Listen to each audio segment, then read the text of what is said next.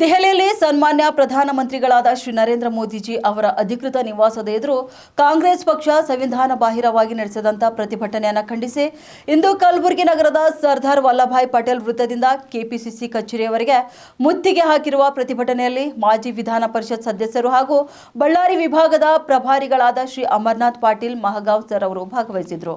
ಈ ಸಂದರ್ಭದಲ್ಲಿ ಶಾಸಕರು, ಮಾಜಿ ಶಾಸಕರು, ಜಿಲ್ಲಾಧ್ಯಕ್ಷರು, ಪ್ರಧಾನ ಕಾರ್ಯದರ್ಶಿಗಳು ಸೇರಿದಂತೆ ಮುಖಂಡರು, ಕಾರ್ಯಕರ್ತರು ಹಾಗೂ ಪಕ್ಷದ ಪದಾಧಿಕಾರಿಗಳು ಸೇರಿದಂತೆ ಇನ್ನಿತರರು ಉಪಸ್ಥಿತರಿದ್ದರು. ಬಹಳ ಒಂದು ಶಾಂತ ರೀತಿಯಿಂದ ಎಲ್ಲ ನಮ್ಮ ಜಿಲ್ಲಾಧ್ಯಕ್ಷರ ಒಂದು ನೇತೃತ್ವದಲ್ಲಿ ಶಾಸಕರು, ಹಿಂದಿನ ಶಾಸಕರು ಮತ್ತು ನಮ್ಮ ಪ್ರಮುಖ ಪದಾಧಿಕಾರಿಗಳು ಏನು ಇತ್ತೀಚೆಗೆ ನವದೆಹಲಿಯಲ್ಲಿ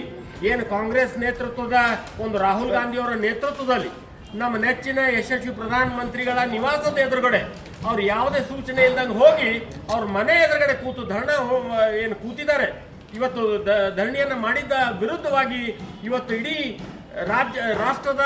ಒಂದು ವ್ಯವಸ್ಥೆನೇ ಇವತ್ತು ಬೆರಗಾಗುವಂತೆ ಮಾಡಿದಂಥ ರಾಹುಲ್ ಗಾಂಧಿ ವಿರುದ್ಧ ಇವತ್ತು ಭಾರತೀಯ ಜನತಾ ಪಾರ್ಟಿ ಕಲಬುರಗಿಯಲ್ಲಿ ನಾವು ಅತ್ಯಂತ ಶಾಂತ ರೀತಿಯಲ್ಲಿ ನಾವು ಒಂದು ಪ್ರತಿಭಟನೆ ಮೆರವಣಿಗೆ ಅಂತ ಮಾಡುವಂಥ ಸಂದರ್ಭದಲ್ಲಿ ಇವತ್ತು ಪೊಲೀಸ್ ಇಲಾಖೆಯ ಅಧಿಕಾರಿಗಳು ನಮ್ಮನ್ನು ಜಿಲ್ಲಾಧ್ಯಕ್ಷರಾದಿಯಾಗಿ ಶಾಸಕರನ್ನ, ಮಾಜಿ ಶಾಸಕರನ್ನ, ನಮ್ಮನ್ನ ಎಲ್ಲರನ್ನ ಪದಾಧಿಕಾರಿಗಳನ್ನ ಇವತ್ತು ಬಂಧಿಸಿ ಇವತ್ತು ಠಾಣೆಗೆ ತಂದಿದ್ದು ನಾವು ಖಂಡಿಸ್ತೀವಿ. ಈ ನಿಟ್ಟಿನಲ್ಲಿ ಏನು